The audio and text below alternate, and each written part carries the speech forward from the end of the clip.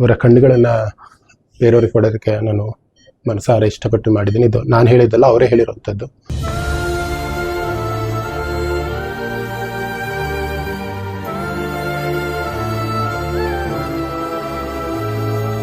ಅವರಿಗೆ ನಮ್ಮ ವೈದ್ಯರ ತಂಡದಿಂದ ಅಂತಿಮ ನಮನಗಳನ್ನ ಸಲ್ಲಿಸ್ತಾ ಇದೀವಿ.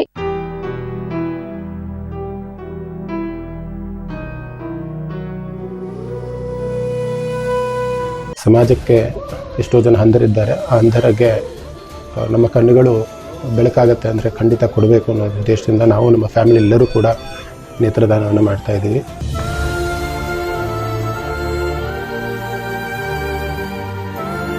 ಈ ಕಾಲದಲ್ಲೂ ಈ ತರ ಒಂದು ನಿರ್ಧಾರ ತಗೊಂಡು ಕಣ್ಗಳ ದಾನ ಮಾಡಿರೋದು ನಮಗೆ ತುಂಬಾ ಖುಷಿಯಾಗಿದೆ.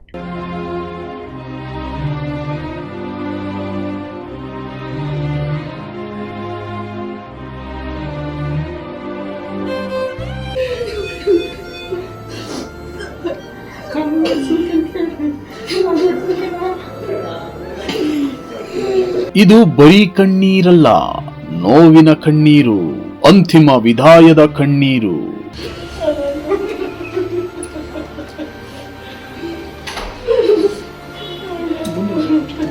ಸಾವಿನಲ್ಲೂ ಸಾರ್ಥಕತೆ ಮೆರೆದ ಕುಟುಂಬಸ್ಥರ ಕಣ್ಣೀರು.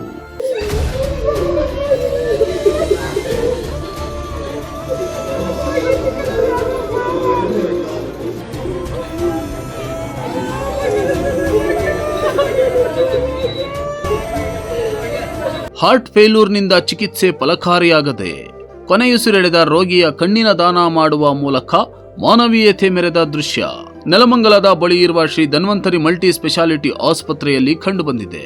ಅರಿಶಿನಕುಂಟೆಯ ನಿವಾಸಿಯಾದ 73 ವರ್ಷದ ಕೃಷ್ಣಮೂರ್ತಿ ಎಂಬುವವರಿಗೆ ಹೃದಯ ನೋವಿನ ಸಮಸ್ಯೆ ಕಾಣಿಸಿಕೊಂಡಿದೆ. ಕೂಡಲೇ ಕುಟುಂಬಸ್ಥರು ವಾಜರಹಳ್ಳಿಯ ಶ್ರೀ ಧನ್ವಂತರಿ ಮಲ್ಟಿ ಸ್ಪೆಷಾಲಿಟಿ ಆಸ್ಪತ್ರೆಗೆ ಚಿಕಿತ್ಸೆಗಾಗಿ ಕರೆತರುತ್ತಾರೆ. ಅಲ್ಲಿನ ವೈದ್ಯರು ಚಿಕಿತ್ಸೆ ನೀಡಿ ಹೆಚ್ಚಿನ ಚಿಕಿತ್ಸೆಗೆ ಬೆಂಗಳೂರಿನ ಖಾಸಗಿ ಆಸ್ಪತ್ರೆಗೆ ಕಳುಹಿಸಿಕೊಡ್ತಾರೆ. ಅಲ್ಲಿಯೂ ಕೂಡ ಚಿಕಿತ್ಸೆ ನೀಡಿದ ಬಳಿಕ ವೈದ್ಯರು ಚಿಕಿತ್ಸೆ ಫಲಕಾರಿಯಾಗುವುದಿಲ್ಲ ಎಂಬ ವಿಚಾರವನ್ನು ಕುಟುಂಬಸ್ಥರಿಗೆ ತಿಳಿಸುತ್ತಾರೆ.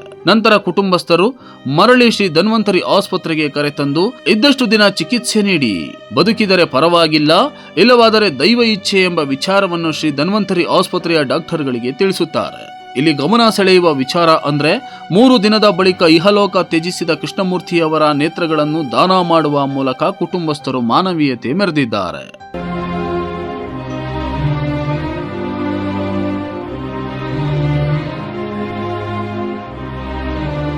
ಎಲ್ಲರಿಗೂ ನಮಸ್ಕಾರ. ನನ್ನ ಹೆಸರು ದಿನೇಶ್ ಅಂತ. ಇಲ್ಲಿ ಮಲಗಿರೋರು ನನ್ನ ತಂದೆ. ಅವರ ಕಣ್ಣುಗಳನ್ನು ಬೇರೆಯವ್ರಿಗೆ ಕೊಡೋದಕ್ಕೆ ನಾನು ಮನಸಾರ ಇಷ್ಟಪಟ್ಟು ಮಾಡಿದ್ದೀನಿ. ಇದು ನಾನು ಹೇಳಿದ್ದಲ್ಲ, ಅವರೇ ಹೇಳಿರುವಂಥದ್ದು.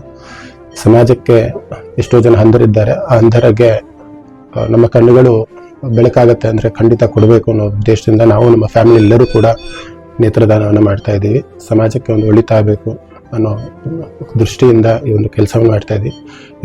ನೀವೆಲ್ಲರೂ ಕೂಡ ಈ ಒಂದು ಅರಿವನ್ನು ಮಾಡಿಕೊಂಡು ನೀನು ಕೊನೆ ಕಾಲ ಬರ್ತಿದೆ ಅಂದಾಗ ದಯವಿಟ್ಟು ನಿಮ್ಮ ನೇತ್ರಗಳನ್ನು ದಾನ ಮಾಡಿ ಇನ್ನೊಬ್ಬರ ಬಾಳಿಗೆ ಬೆಳಕಾಗಿ.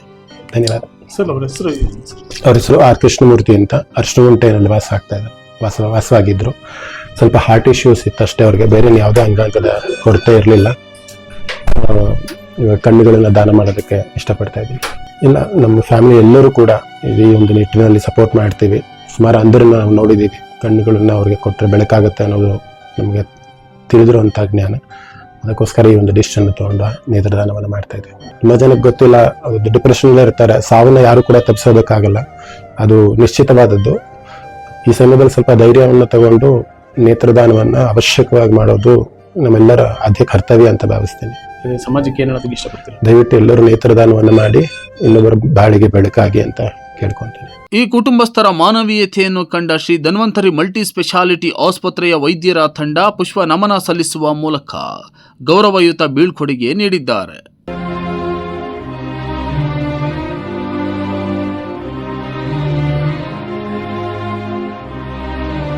ಕೃಷ್ಣಮೂರ್ತಿ ಅಂತ 73 ವರ್ಷದ ವೃದ್ಧರು ಈ ಹಿಂದೆ 5-6 ದಿನಗಳ ಹಿಂದೆ ನಮ್ಮ ಹಾಸ್ಪಿಟ್ಲಿಗೆ ಬಂದಿದ್ರು. ಸೊ ಅವ್ರಿಗೆ ಹೃದಯಾಘಾತ ಆಗಿತ್ತು. ಆ ಟೈಮ್ನಲ್ಲಿ ಇನಿಷಿಯಲ್ ಟ್ರೀಟ್ಮೆಂಟ್ ಎಲ್ಲ ಕೊಟ್ಟು ನೆಕ್ಸ್ಟ್ ಕಾರ್ಡಿಯಾಕ್ ಸೆಂಟರ್ಗೆ ನಾವು ಇಲ್ಲಿಂದ ರೆಫರ್ ಮಾಡಿದ್ವಿ ಫರ್ದರ್ ಟ್ರೀಟ್ಮೆಂಟಿಗೋಸ್ಕರ. ಅಲ್ಲಿ 5-6 ದಿನ ಅವ್ರು ಚಿಕಿತ್ಸೆ ಪಡೆದು ಅಲ್ಲಿನ ವೈದ್ಯರೆಲ್ಲ ಅವ್ರಿಗೆ ಗುಣ ಆಗ್ದಲೇ ಇರ್ಬೋದು ಅನ್ನೋ ಒಂದು ಮಾತು ಹೇಳಿದ್ಮೇಲೆ ಅವರು ಪುನಃ ಇಲ್ಲಿಗೆ ವಾಪಸ್ ಕರ್ಕೊಂಡು ಬಂದಿದ್ದಾರೆ ಒಂದು ಆಪ್ಷನ್ ತೊಗೊಂಡು. ಅವರು ಟ್ರೀಟ್ಮೆಂಟ್ ಫಲಕಾರಿ ಆಗಲಿ ಆಗ್ದಲೇ ಇರಲಿ ತೊಂದರೆ ಇಲ್ಲ ಅಂತ ಹೇಳಿ ಒಂದು ದೃಢ ನಿರ್ಧಾರ ತೊಗೊಂಡು ಇಲ್ಲಿ ನಮ್ಮ ಆಸ್ಪತ್ರೆಗೆ ಬಂದು ಅಡ್ಮಿಷನ್ ಆಗಿದ್ರು.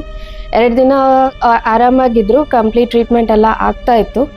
ಬಟ್ ಇವತ್ತು ಅವ್ರ ಸಡನ್ನಾಗಿ ಮತ್ತೆ ಹೃದಯಾಘಾತ ಆಗಿರೋದ್ರಿಂದ ಕೊನೆ ಉಸಿರು ಎಳೆದಿದ್ದಾರೆ. ಆದರೆ ಈ ಟೈಮಲ್ಲಿ ಏನಂತಂದರೆ ಅವರ ಕುಟುಂಬದವರು ಒಂದು ಮಾನವೀಯತೆ ಮೆರೆದು ಅವರಿಗೆ ನಮ್ಮ ವೈದ್ಯರ ತಂಡದಿಂದ ಅಂತಿಮ ನಮನಗಳನ್ನ ಸಲ್ಲಿಸ್ತಾ ಇದ್ದೀವಿ. ಈ ಕಾಲದಲ್ಲೂ ಈ ಥರ ಒಂದು ನಿರ್ಧಾರ ತಗೊಂಡು ಕಣ್ಗಳು ದಾನ ಮಾಡಿರೋದು ನಮಗೆ ತುಂಬ ಖುಷಿಯಾಗಿದೆ.